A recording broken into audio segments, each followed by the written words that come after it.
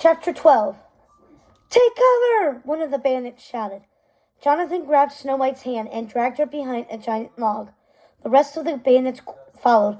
It's the palace guard, Quig hissed. 2 soldiers for every one of us. Snow White peeked over the log. Her eyes widened and her cheeks paled. There, on a ridge overlooking the path and the woods beyond, were at least a dozen of the Queen's guards. They had their bows drawn and continued to rain down arrows on the band of rebels. Even from a distance, Snow White could see a banner with the Queen's sigil flapping in the air as one of the guards held it aloft. Her stomach twisted.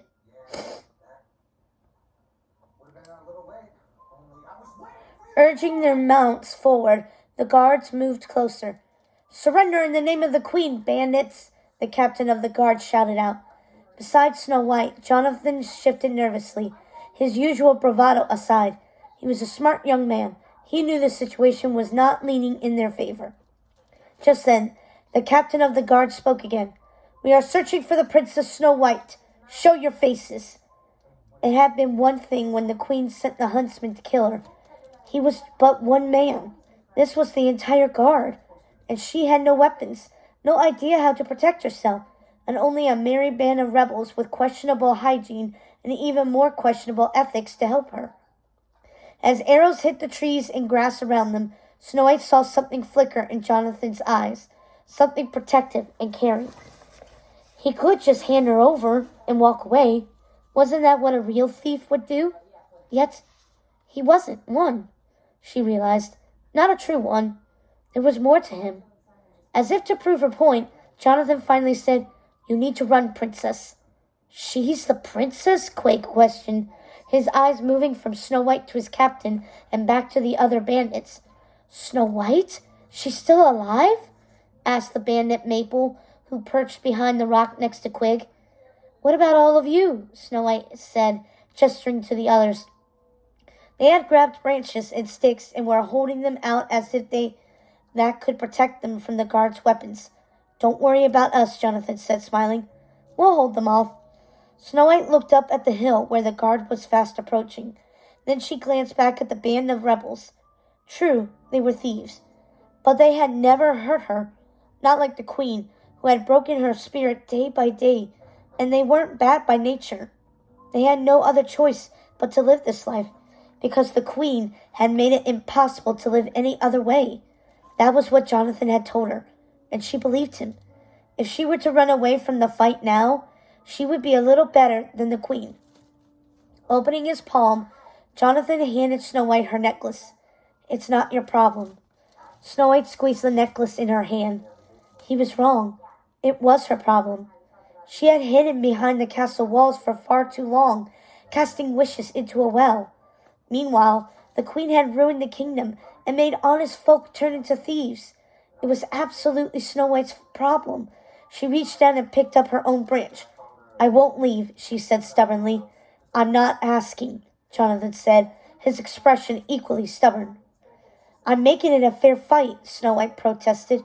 A smile tugged at Jonathan's lips. Yeah, the thing is, I don't fight fair. This time, when the captain of the guard's voice boomed out, it was from just on the other side of the rock. We are willing to offer a handsome reward for any information on her whereabouts. And then, before she could stop him, Jonathan stood up behind the rock, his arms in the air. Don't shoot, he called out. I surrender. The guards turned, training their arrows at his exposed chest. Around him, the other rebels stood up and joined him, their weapons lowered and their arms raised. Snow White shivered as she realized what they were doing. They were sacrificing themselves for her. She looked up at Jonathan. He smiled gently and then nodded toward the forest. Her message was clear, or his message was clear. Get out of here. This time, she didn't argue. She turned and moved toward the trees. Detain them all for questioning, the captain of the guard declared.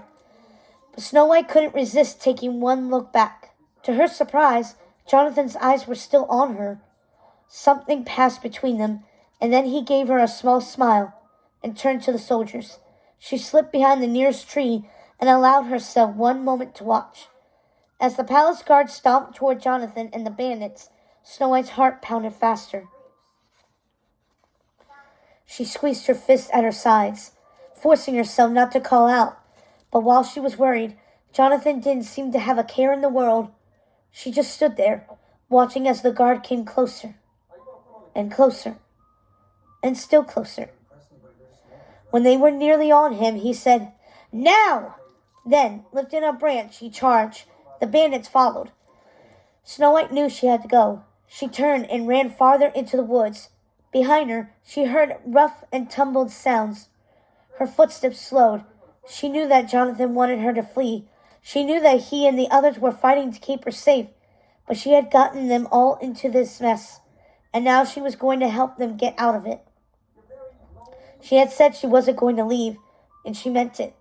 Stopping in a clearing, Snow White realized that the woodland creatures that had been by her side since she entered the woods were still there. It was her own merry band, just like Jonathan had teased her about. But while he saw the creatures as silly and part of her princess persona, she saw them as allies. They could help her, and the bandits. Turning to them, she said, "I'm going to need your help." Then she began to lay out her plan. Back at the path, Jonathan and the bandits continued to fight, but it wasn't going well. They were wildly outnumbered, and while they had made a decent attempt at holding the guards back, the rebels had been pushed to the edge of the forest. Jonathan squinted as he saw some sort of creature enter the clearing. An animal. He couldn't tell if it was a chipmunk, a squirrel, or a bunny, was dragging what looked like the fabric from the cart. And was it stuffed with leaves? He shook his head again. He definitely wasn't seeing things clearly. Rubbing his chin, Jonathan tried to find a way out of the situation. But no matter where he looked, or what scheme he concocted, the truth was impossible to ignore. They were surrounded, and there was no escaping. They were done for. He had let his men down, and now could only hope that, at the least, Snow White had managed to escape. Suddenly, a voice rang out behind them. "You seek Snow White," the voice called from the trees. "Look no further. She's over here."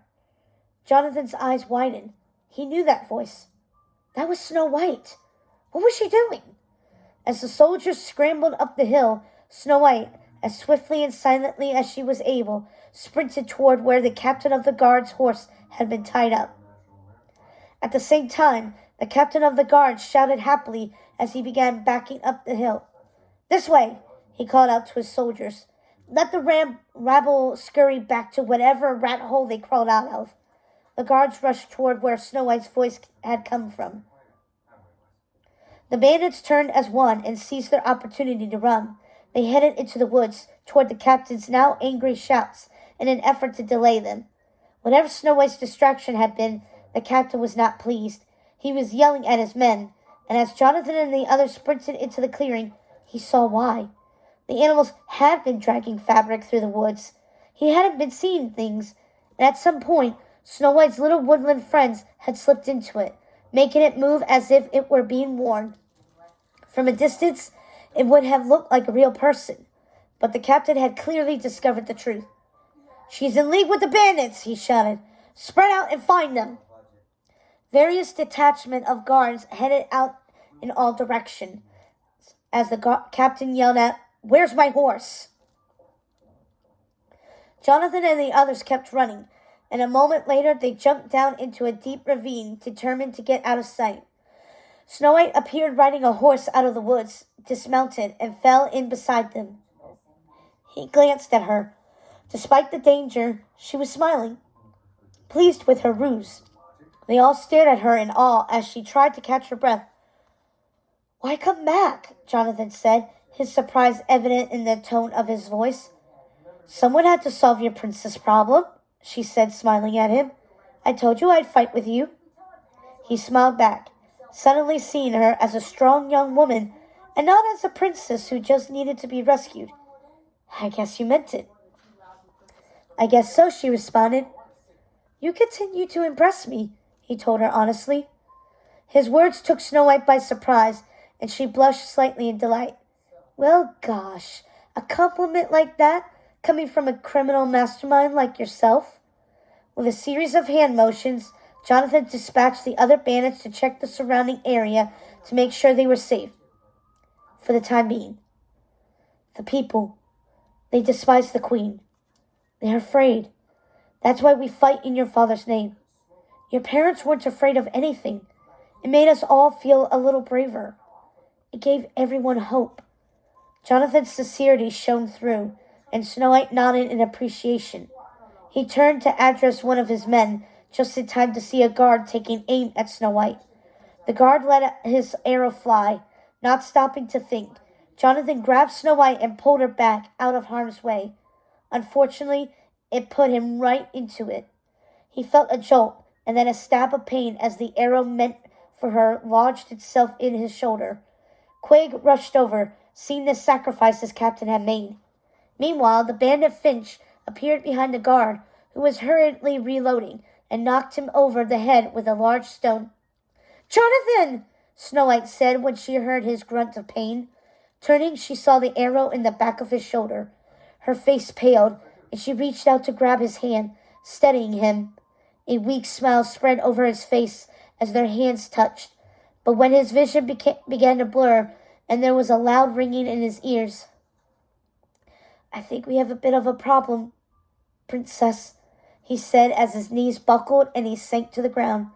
"He's going to need a doctor," Mabel shouted nearby, and then Jonathan felt hands lifting him and carrying him away from the guards. The last thing he heard before he slipped out of consciousness was Snow White's voice. "I think I know one.